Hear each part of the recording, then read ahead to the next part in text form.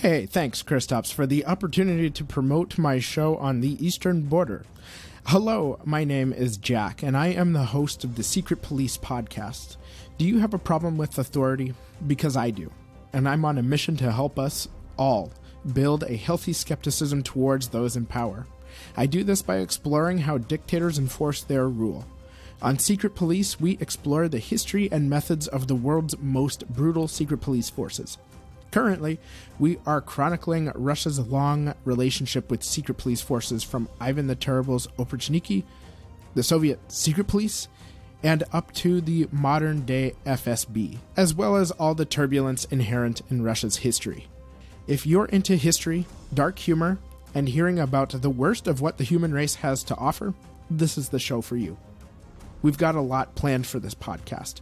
After we leave Russia, we'll be visiting all kinds of nice men. The Haitian Tonton Macoute, the Iranian Savak, Mussolini's Ovra, even fictional political police like the Thought Police from Orwell's 1984, and so much more. Humanity's propensity towards violence and authoritarianism certainly provides a lot of content for us to explore. Listen to episodes of Secret Police on Apple, Spotify, Stitcher, Amazon Music, Google Podcasts, pretty much anywhere you find podcasts. Follow Secret Police on Twitter at @hush_popo and Instagram at Secret Police Podcast. Leave the show a rating, review, like, and subscribe. Agents dismissed.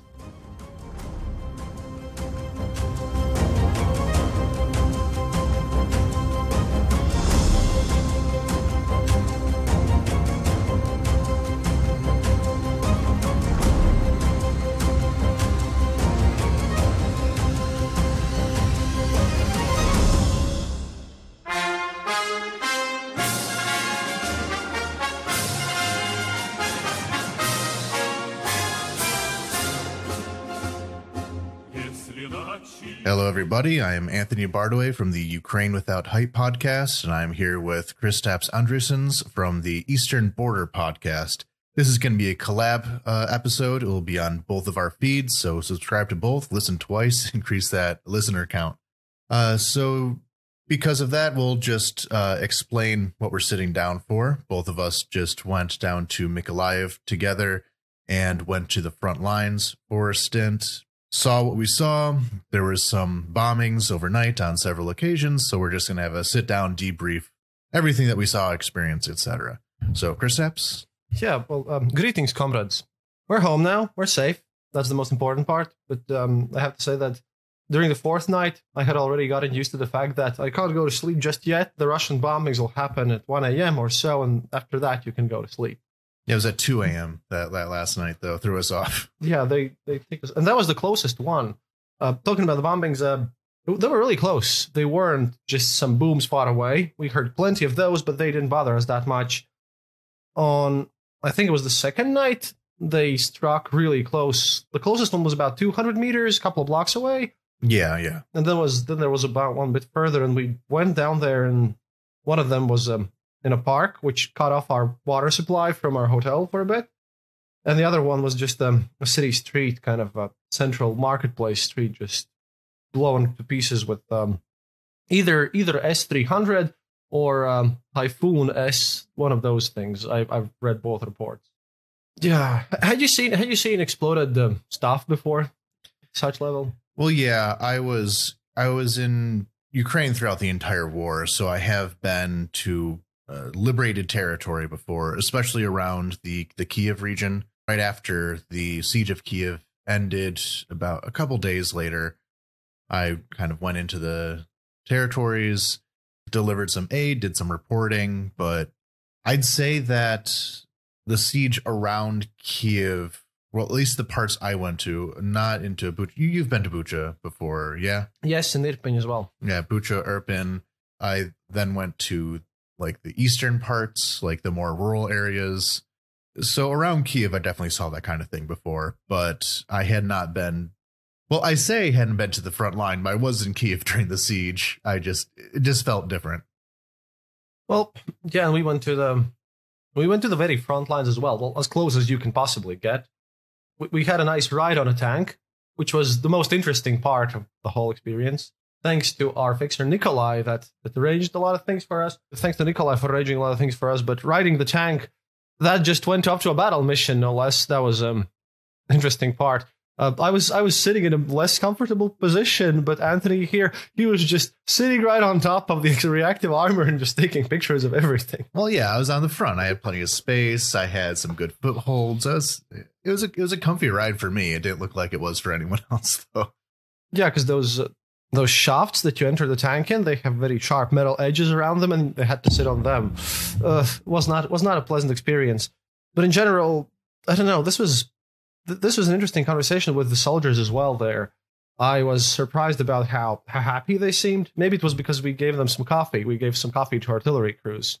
Mm-hmm. They had really bad one. But previously I had only seen the Ukrainian military side that's very strict, closed, and very official. And here, on the ground, the situation is different. The soldiers are very talkative and open. We spoke about this a few days ago. The journalists, they're not allowed to go some places, but it's the fixer's problem and the journalist's problem. The soldiers, if you ask them nicely, they'll take you anywhere without any questions.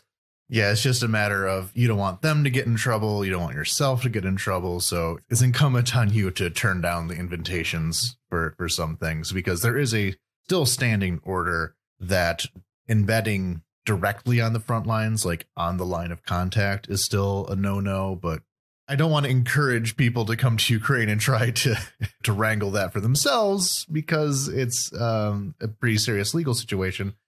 But they're very friendly people. Oh, and anyone, please don't make war tourism a thing, because it shouldn't be. It's actually pretty scary when explosions happen nearby you. We can talk about this now because we're in safety in Kiev. Hearing explosions and hearing your whole building shake, and dare I say, our hotel had missing first floor windows completely because of some previous explosion.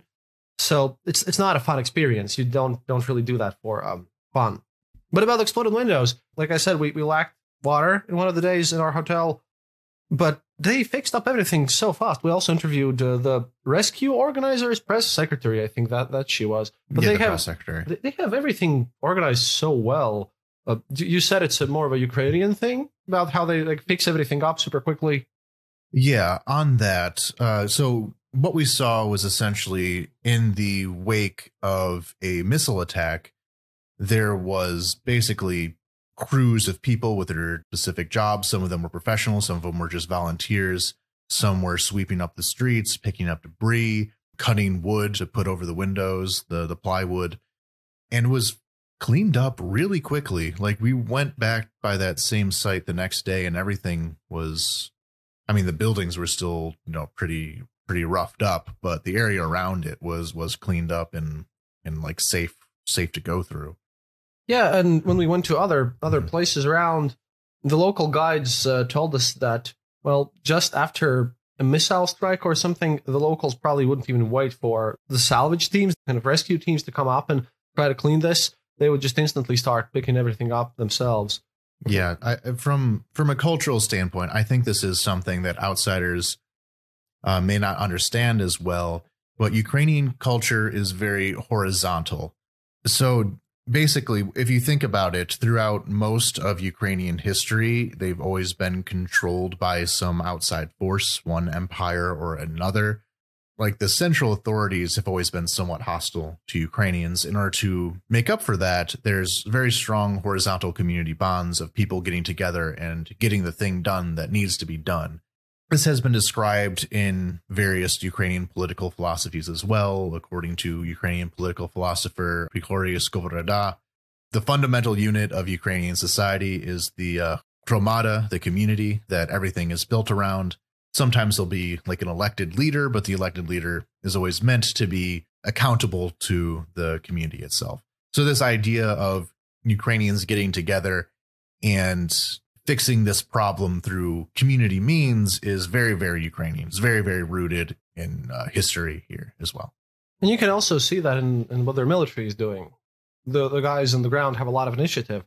I think this horizontal culture might be one of the reasons why they have shifted away from the Soviet strategic command, which is super centralized and super from the top with zero initiative to the troops. which is why I think they were able to adapt to NATO strategies that are more decentralized and more objectives-based. They take a lot of initiative of themselves on the ground as well. That could also play a role. What Ukrainians point out as one of the fundamental differences between Ukrainian culture and Russian culture is that within Russia, everything is vertical. Everything's very top down. There's the boss, and then the boss has a boss, and eventually everyone is subservient to the czar. And there's a certain level of disconnect. You can feel like you are not responsible for larger community in that way because it's all tiered and hierarchical and all that. So that's one explanation that Ukrainians especially will give for the difference between their culture and that of the invading one. This does not stay only on the local Ukrainian people. We managed to speak with a rabbi. Right? Yes, he was the rabbi of Mykolaiv. Yeah, and we had a nice conversation. This is my first time ever when I was speaking with a rabbi. I did some translation work. Even though the rabbi knew some English, I have to give him credit for that. But I did some translation work there. And turns out the Jewish community in Mykolaiv still is very active. And what really surprised me the most is that they also reach out and they help people. And the schools are still in working order. You know, the fact that they're still running these educational programs and everything. Yeah, they said they're doing it through online classes, which is partially a holdover from COVID. So during COVID, the Chabad school system, a lot of them had moved to online courses. So they're ready for this sort of thing. But as the kids went off to Europe, to Israel, America, wherever refugees may go to, they still have access to online learning with people from their community, which I thought was very good to hear. Because when you're a refugee, it's like you're alone. You don't know everybody. A lot of times you may not know the language of the people around you. It's very isolating. So to have that connection through online classes, I thought was very nice to hear. Yeah, in connection with this, one of the more confusing moments of our trip was the hotel that we were staying in. I had booked it via booking.com, found it because the fixers told me to, and it was called Pilgrim. I just thought it would be just a name. No, it isn't. It isn't just a name. That's one of those hotels where they have Gideon Bibles on the restaurant where they serve you the breakfast. The whole cafe thing was across the street. I wouldn't recommend the breakfast, though, themselves. They were the bare minimum of having a breakfast. But the most interesting part is when we asked about tourists, how many tourists come here. Well, Anthony asked the rabbi, because Mykolaiv is the birthplace of an important Jewish person. The Rebbe, most recent head of the Chabad movement, if you're familiar, they do a lot of outreach to Jews, not non-Jews. They're not big on converting people, but if you're a less strictly practicing Jew, Chabad are the people that want you to become more observant. Mykolaiv was the birthplace of Rebbe Schneerson, was his name. Yeah, and currently they've renamed the street on which the synagogue that we went to was also there. And also it's the birthplace of Trotsky. So if you think about it, there is not much tourism going on in Mykolaiv in general. At least they said it was an industrial city. So if you go to Odessa, then maybe you can pop in, but it's not a huge tourist central, except if you're a Trotsky fan, I suppose, or a Jewish person.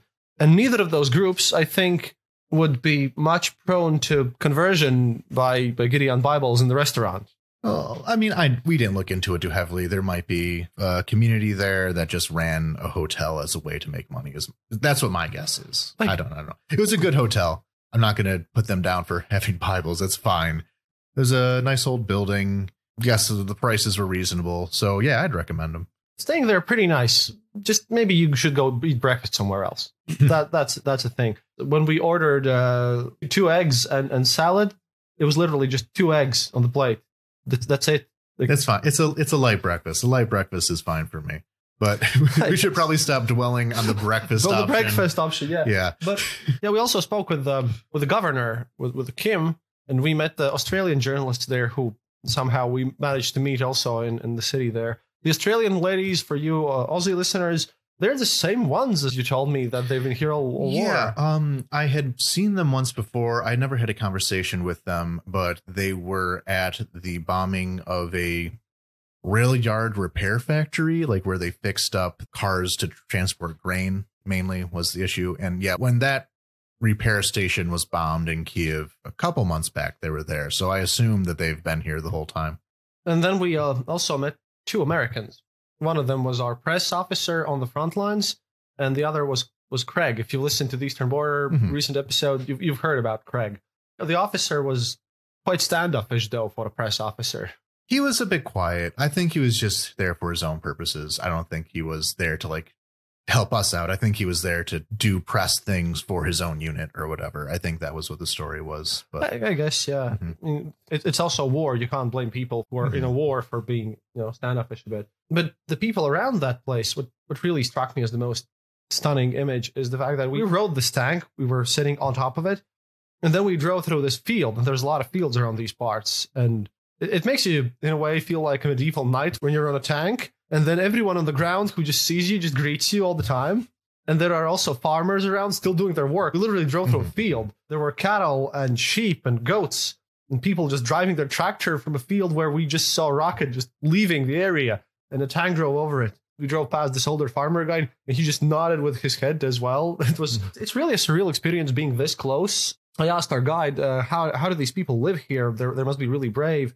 And then the reality struck back to me when he responded, oh, they're not living, they're just surviving, basically. But there's a support among them for the Ukrainian army, obviously. Yeah, for as much attention is given to people who flee their homes, a lot of people have nowhere to go. A lot of these rural communities are quite poor. They can't, afford to go to Poland or what have you, even with the amount of aid that people are given. A lot of people are also very stubborn. A lot of people I've talked to in the past have basically said, this is my home. This is where I've been farming throughout my entire life. This is where my family is. So I'll send off my wife and kids or something, but I'm going to stay here and like guard the homestead, even though they're quite old. They're not soldiers. They don't have much room to, fight off a Russian battalion, but that's the mindset. Ukrainians it's a very rural society in many ways, and the land is very important, the soil is very important, and people don't want to give that up. It reminds me of the Chernobyl catastrophe. Yeah, because the series, the 6-episode TV series, they actually got a lot of things really right. Yeah. One of the episodes where it was about evacuating people from there. If you saw in the series how the old farmer lady said, you just shoot me together with my cow because I have nowhere to go and I won't leave.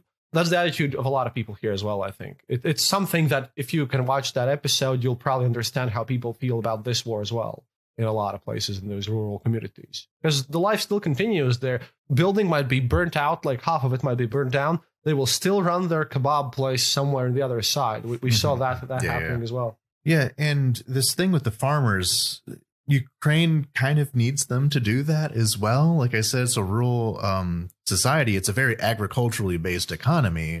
Exporting agricultural goods is a huge part of the GDP. And this area in the south in particular is where it has like some of the richest soil in the world. Mykolaiv is sometimes an export port, even though that's closed down at the moment. You can go into more detail about the export deals and all that. It's not so important right now, but like the work that these farmers are doing, it's not just a matter of them, their own personal, emotional needs. It's like vital for the Ukrainian economy that they still do this. Yeah. And I think that popped up that we can't forget is that on our first day before the trip, we went and spoke with the Belarusians. Yes. Don't worry. I spoke with Nikolai. It's fine now. They gave us strict instructions on what we can publish and stuff. Okay. Everything. Yeah. But we spoke with Belarusians, and currently, apparently, there are rumors going around about Lukashenko kind of preparing to go to war, which is interesting since, well, that would be suicide, as if you recall how the Belarusian guy said.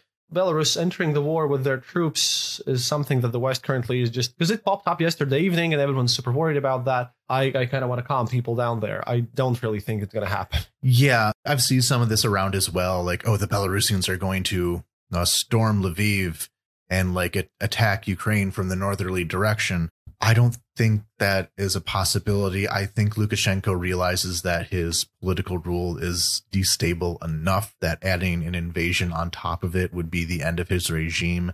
A lot of the soldiers would probably mutiny. Like we were talking to him kind of about this. Yeah. Those guys said that in the Belarusian army, a lot of people are ready to just throw up their arms or turn them around. And in the 2020, apparently, now this is a quote, in 2020, they lacked the leadership, they lacked the military knowledge and the know-how how to organize everything. Right now, this Belarusian, is it a company or regiment? Oh, I forget the exact unit size. It's above battalion. Yeah. Basically, they have 2 brigades in them. Okay. It's one of those. Sorry, I know them in Latvian and in Russian, but so these guys said that they after the war in Ukraine is over, they'll probably go back home and settle things, clean out Minsk. Yeah, I mean, again, from the Ukrainian perspective here, one thing I heard a lot from Ukrainians during the Belarusian protests is that they were kind of complaining that Belarusians were too passive. That is a bit of a stereotype about Belarusians in general, is that they're very polite people. They don't like to make a ruckus about things. Oh, and hardworking too. Hardworking, but also, yeah, polite. And unlike, the rowdy Ukrainians who are willing to, storm government buildings and like beat up cops and all that.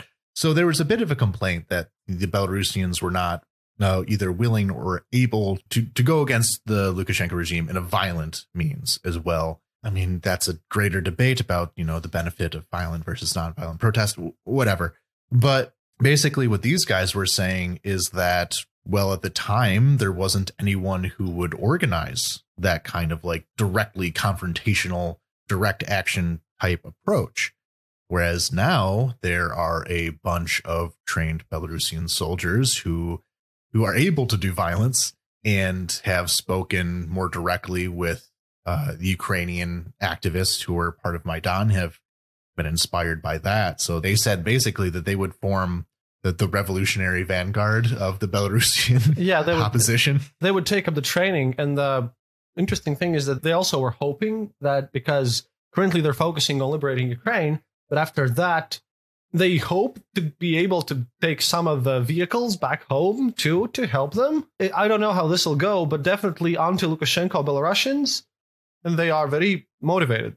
And then the majority of the country as well, on some level, like maybe not like actively ready to go to revolution, but the majority of the country in the last election voted against Lukashenko. Yeah, definitely. And I have to give this one out for everyone who is in the Baltics and in the West, because these guys from, I still can't pronounce the name of that guy though, but from this Belarusian military unit, they stated that if you've left Belarus and you're feeling down and you feel like you've lost the battle, don't worry, this is the time to do a resurrection/reincarnation thing, and after this is over in Ukraine, we'll go back home and then we'll settle this issue and throw the cockroach out. A direct quote here about the cockroach, because you have to know that. Fellow Eastern Border listeners who are U.S. military active duty, reservists, National Guard, retirees, honorably discharged vets or survivors, or friends or supporters of such, check out the Eastern Border info that follows.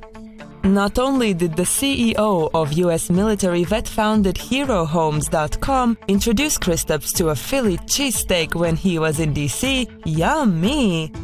But most powerfully, HeroHomes.com is dedicated to finding and educating you all about the fact that you can use your technically unlimited no-money-down VA loan guarantee-backed home buying power to become owner-occupying landlords in duplex, triplex, or quadplex income-producing properties, with long-term or Airbnb-type rents helping to pay your mortgage.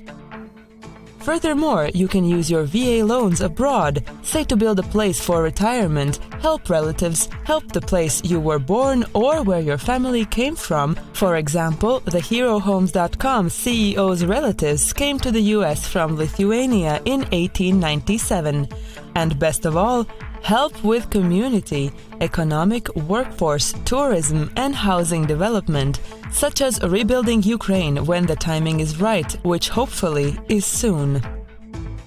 In regards to the Eastern Border countries, HeroHomes.com estimates that nearly 1 million of you were born or have families that came from there, and there are nearly 85,000 service members in the state National Guard units that are partnered with the Eastern Border countries, such as the California National Guard with its 24,000 service personnel that support the Ukraine. Right now, HeroHomes.com isn't selling anything, just starting the conversation, getting your thoughts and advice, organizing a cohort of us to help, coordinating with governments, and later, from a business perspective, giving us all do good while doing well market power.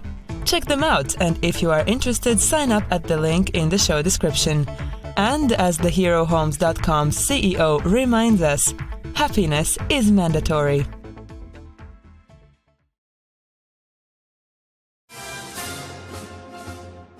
It's It's been a weird experience, really. What for me, the interesting part was that I've been to Ukraine a couple of times now, and I thought I had gotten over the sheer kind of fear thing. But when the rockets did strike, missiles, I know that there's a military difference between them. Just in Latvian, they're all rockets. It still kind of makes you cringe in the stomach a bit when some explosion goes through and you can like literally feel it in the building.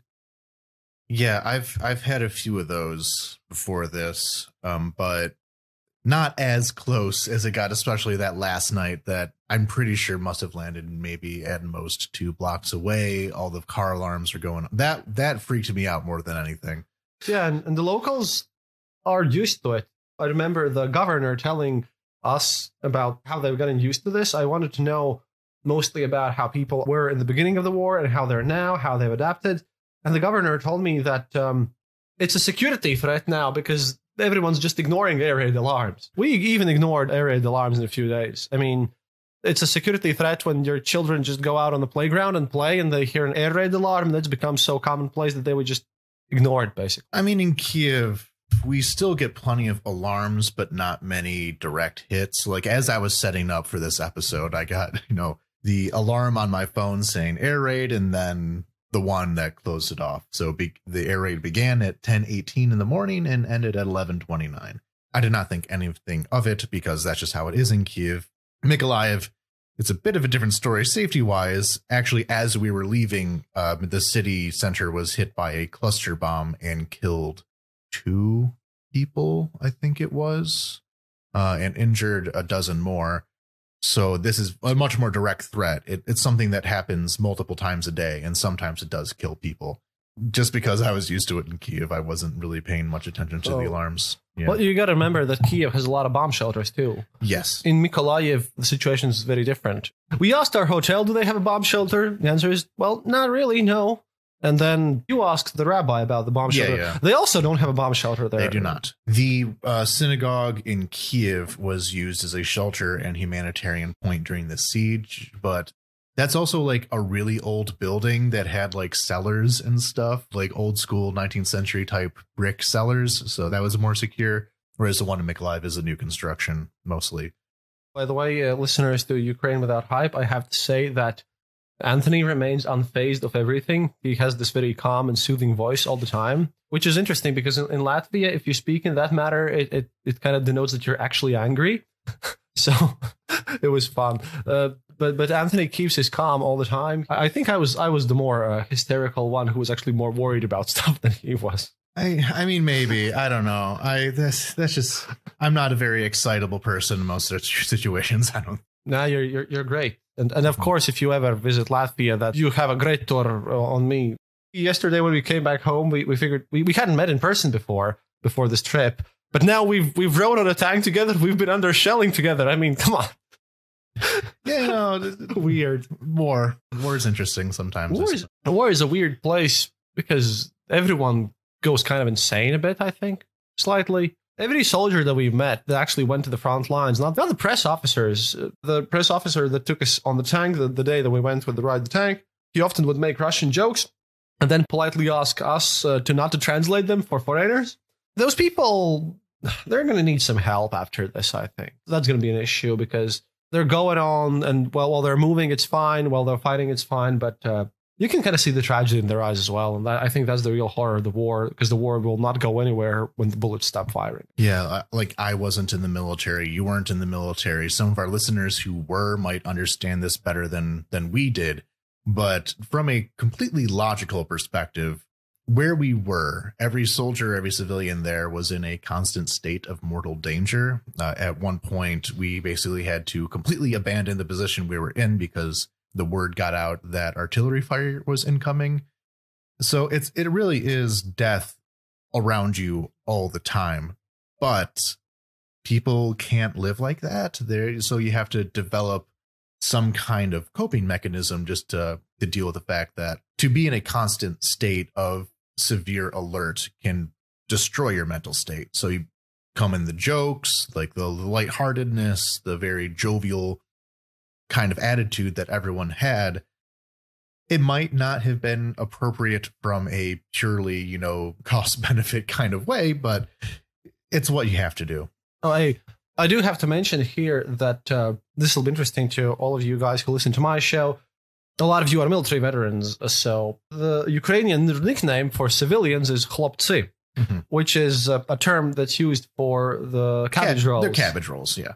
I don't know why, because we're squishy inside and we're wearing these blade carriers or something. I think that's something, now that I think about it, I think that's something to do with it, because a lot of those guys weren't even wearing armor.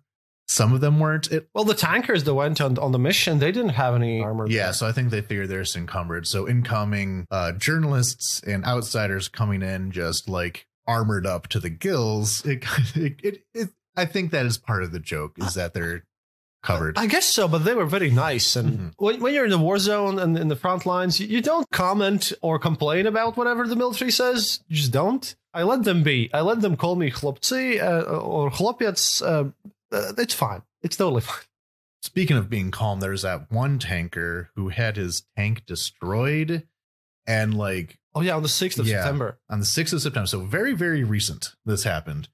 His tank gets destroyed. He escapes. He says he basically is running through some fields, going from whatever depression or foxhole might exist, getting shot at the entire time. His clothes are on fire until he eventually reaches some other tank somewhere who gives him a ride out, but then they have to like cut his clothes off because it's like burned into his skin. But so as he's describing it, I feel like if you're just to type it out and like see it in written form, it would sound like a horror story.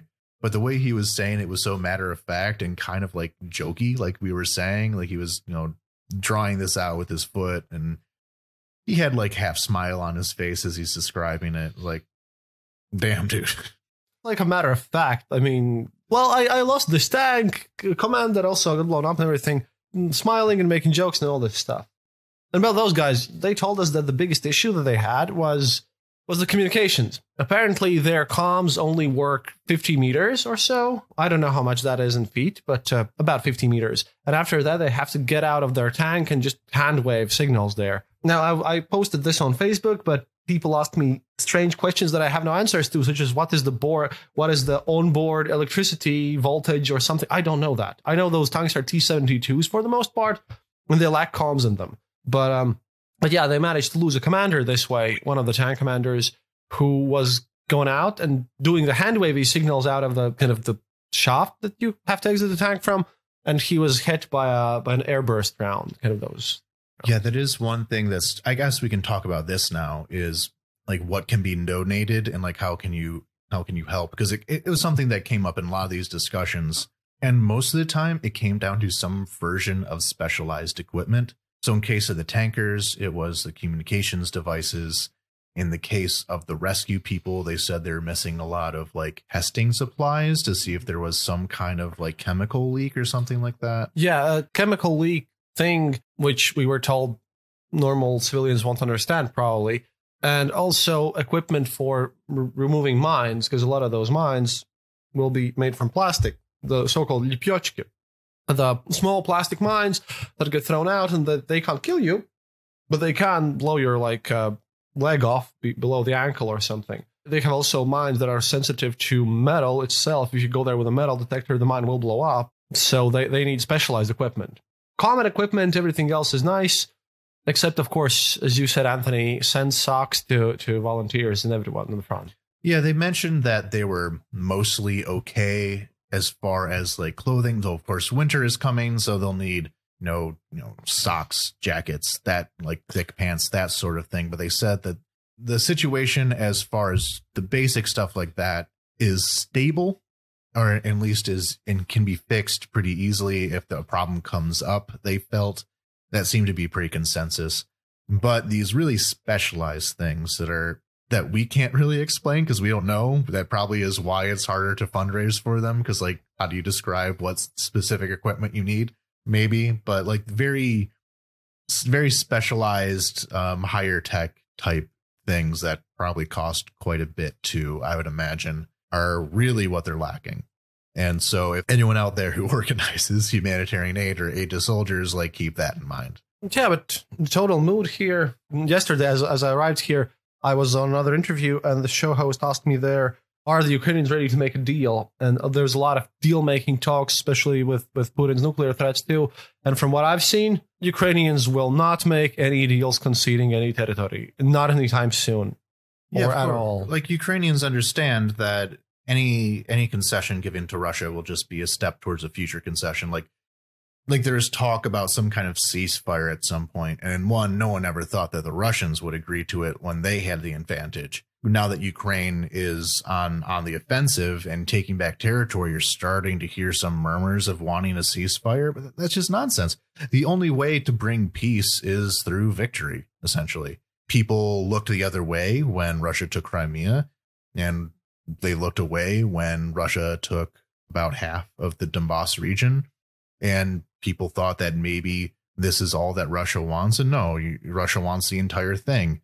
And any concession to that will be strategic, not a solution. And so these guys, they're also not surrendering. They're not giving up. Even if the Western aid ends at one point, they'll have a harder time. But I just don't see the men that we saw on the front lines. I don't see them giving up. Oh, absolutely not. Like, if there's some kind of cutback in aid, it will just mean that more Ukrainians will die protecting their homes. That's all it means. Yeah, that's about it. And it's their home, and they're very proud of it. Ukrainians are very patriotic people, as I've seen in their everyday life. A lot of them try to be way more Western than the West, at least. Well, that's what I observed. They give out those latex gloves when you eat barbecues, for example. That's from Russia. That's from Russia, though. But then in a lot of ways, they embrace all the Western culture and everything. If you look at Ukraine and you haven't really seen this, if you have these stereotypes about Eastern European countries being somewhat backwards and maybe not as advanced, now Ukraine has everything super high tech. They're looking at the West and they're embracing everything. That's the cultural part. Stop thinking of Ukraine as some sort of backwater place where people are simple and easily fooled or something of those stereotypes. Ukraine, especially Kiev, is an ultra-modern city which is trying to push through everything that's new and hip and everything. They're following the trends. That's another thing that I think needs to be reminded, that these are not some people who are surprised of I don't know, seeing a scooter on the streets. You drive scooters all the time. Oh yeah, I drive scooters all the time. It's the easy way to get around. But also, just to list off some things that I think are better in Ukraine than America, the banking services here are probably 10 years more advanced than they are in the US. The things you can do with your bank accounts. All the documentation is much more advanced. All your government stuff can be stored electronically, and you don't have to carry your paper stuff to City Hall or whatever. Much better public transit. I saw a lot of people commenting on Twitter of there's the announcement that the Kiev Metro runs every 9 minutes at off-peak hours. People are like, what? And if that happened in Washington, D.C., it would be the greatest thing in the world. So there's things that Ukraine does better. So stop looking at this country as, like Chris said, some kind of backwater. It's quite advanced in some ways, in some specific ways at least, more advanced than it is in the U.S. I think. Definitely in the gas station food, which we had to eat for quite a lot in these days. Yeah, if you're familiar with a gas station wog in Ukraine, the wog dog is a staple of the Ukrainian travel experience.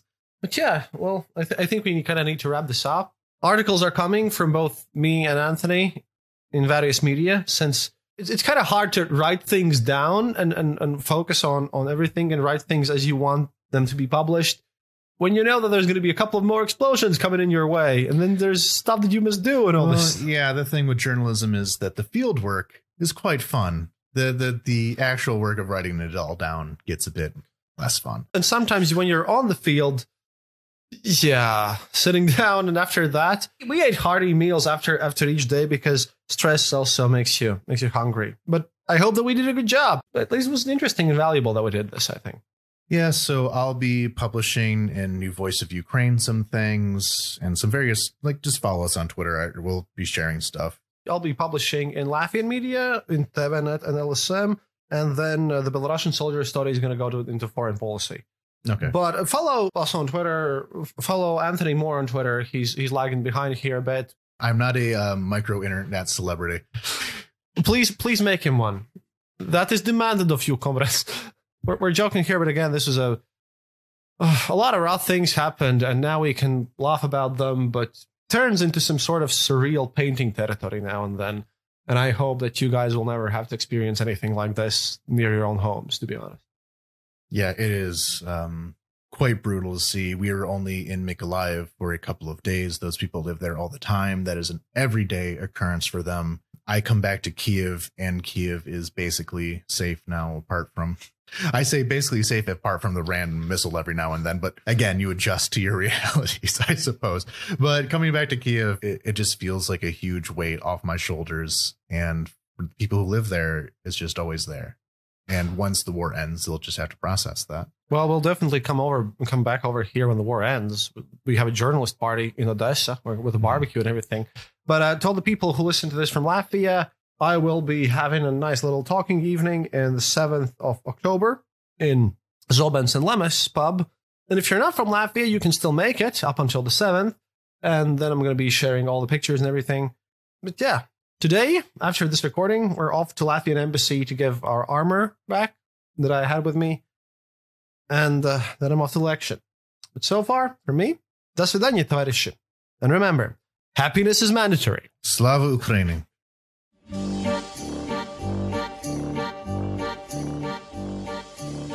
Thank you for listening to the Eastern Border Show. If you have any questions or comments, go to our website, theeasternborder.lv, and leave a comment there. Or email us at theeasternborder@gmail.com. We'll be sure to answer. You can also follow us on social media and contact us there. If you enjoyed this episode, then leave us a review on Apple Podcasts and tell your friends about us. It really helps us grow the show. And remember, happiness is mandatory.